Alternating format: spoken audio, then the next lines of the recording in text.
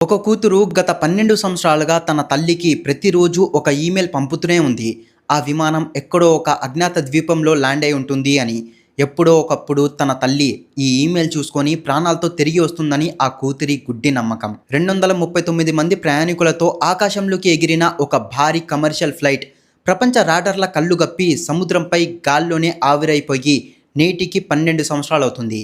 ప్రపంచ చరిత్రలోని అత్యంత ఖరీదైన సెర్చ్ ఆపరేషన్, అత్యంత భయంకరమైన aviation mystery Malaysia airlines flight 370. మనిషి జీవితంలో అత్యంత దారుణమైన శిక్ష ఏంటంటే మనకు కావలసిన వాళ్ళు చనిపోయారో బతికి ఉన్నారో తెలియని ఆ మానసిక నరకం. దీన్నే సైకాలజీలో అంబిగ్యూయస్ లాస్ అంటారు. బ్రేకప్ అయిపోతే ఏడ్చి మర్చిపోతాం, చనిపోయారని తెలిస్తే దహన సంస్కారాలు చేసి కాలంతో పాటు మూవ్ ఆన్ అవుతాం. కానీ 12 ఏళ్లు గడిచినా కూడా ఆ 239 మంది ప్యాసింజర్ల బాడీలు ఏమయ్యాయో, ఆ ఫ్లైట్ ఎక్కడికి పోయిందో ఏ ఒక్క ఆధారం దొరకలేదు. జియాంగ్ హుయి లాంటి ఎంతో మంది బాధిత కుటుంబ సభ్యులు నిద్రలేని రాత్రులు గడుపుతూ ఆ మానసిక క్షోభను ఇంకా అనుభవిస్తూనే ఉన్నారు.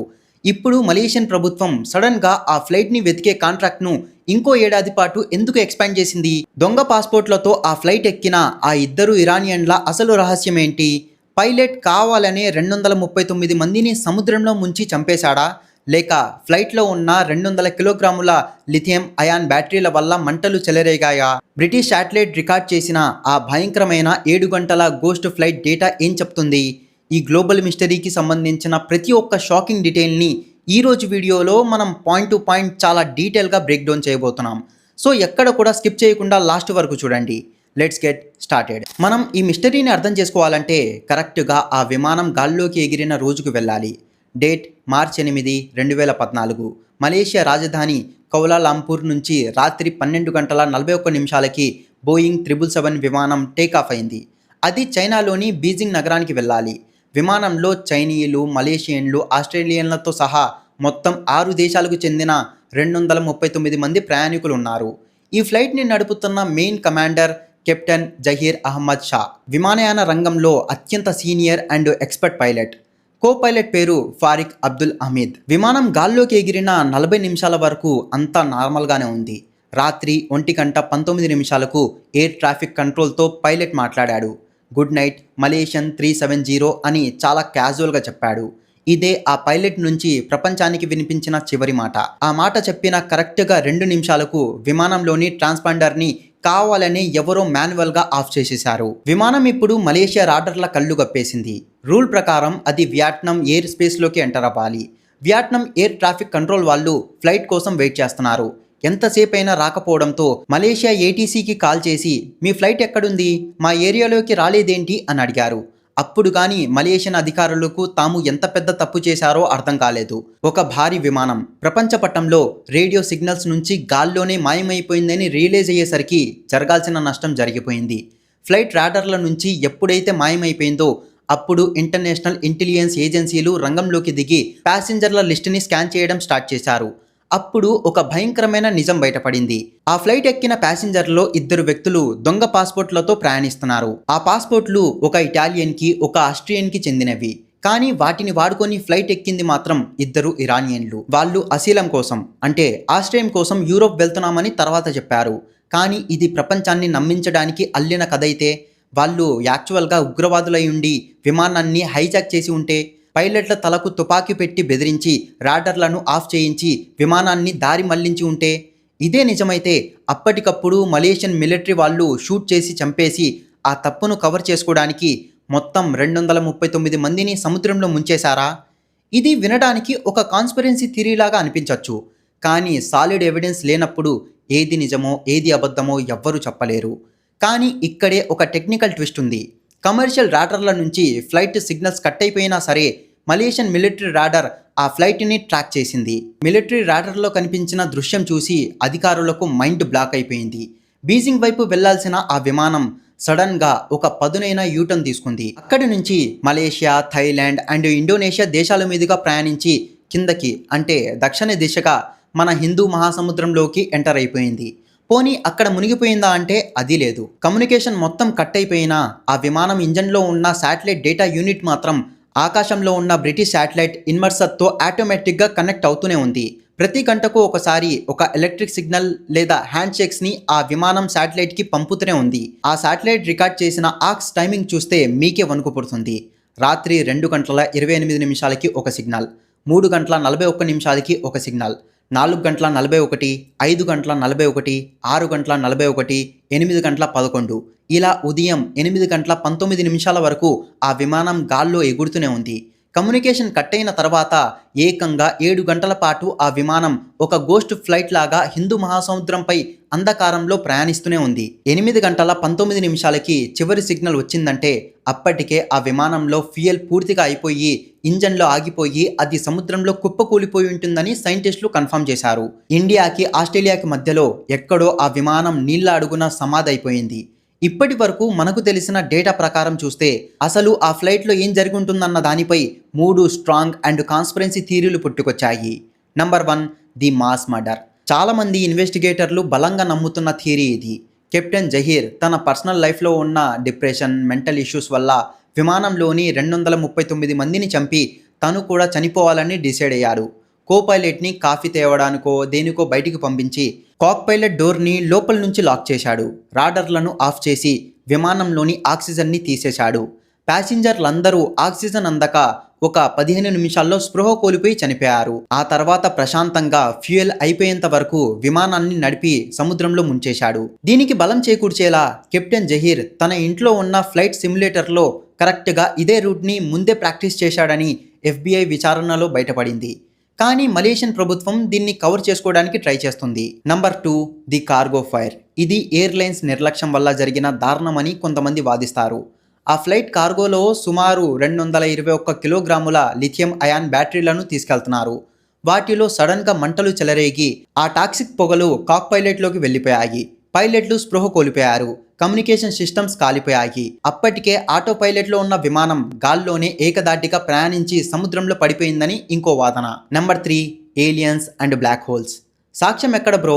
విమానం కూలిపోయి ఉంటే ఒక చిన్న ముక్క అయినా దొరకాలి కదా, ఒక బ్యాగ్ కానీ బాడీ కానీ ఎందుకు దొరకట్లేదు అని ప్రశ్నించే వాళ్ళు ఈ థియరీని బలంగా నమ్ముతున్నారు. ఆ ఫ్లైట్ ఏదో వేరే గ్యాలక్సీలోకి వెళ్ళిపోయిందని, ఏలియన్స్ అబ్డక్షన్స్ చేశాయని ఇంటర్నెట్లో ఎన్నో కథలు పుట్టుకొచ్చాయి.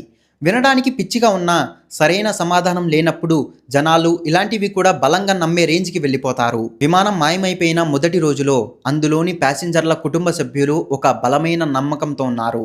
ఖచ్చితంగా మా వాళ్ళు బతికే ఉంటారు, ఏదైనా ఐలాండ్లో పడిపోయి ఉంటారు, ఎవరైనా వెళ్ళి వాళ్ళను కాపాడతారు అని చాలా ఆశగా ఎదురుచూశారు.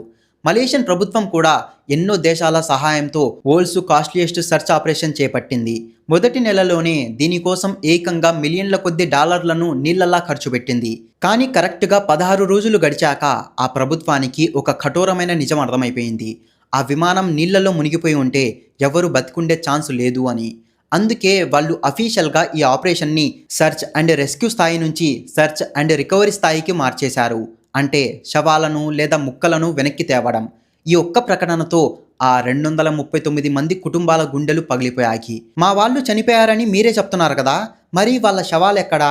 కనీసం వాళ్ళ బట్టల బ్యాగ్ అయినా చూపించండి అని వాళ్ళు నిలదీస్తే మలేషియన్ గవర్నమెంట్ దగ్గర, సైంటిస్టుల దగ్గర ఆన్సర్ లేదు.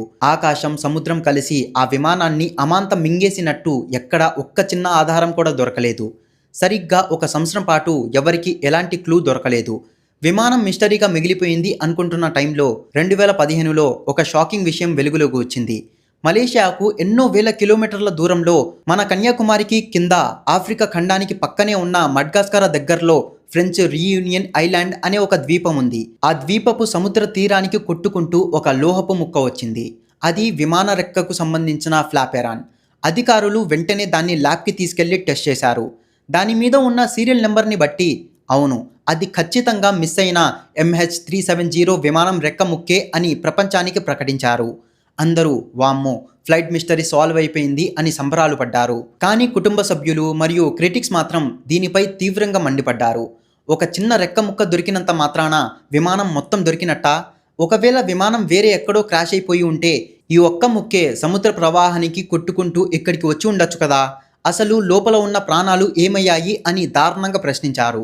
వాళ్ళు అడిగిన లాజిక్కి ప్రపంచం దగ్గర మళ్ళీ ఆన్సర్ లేదు.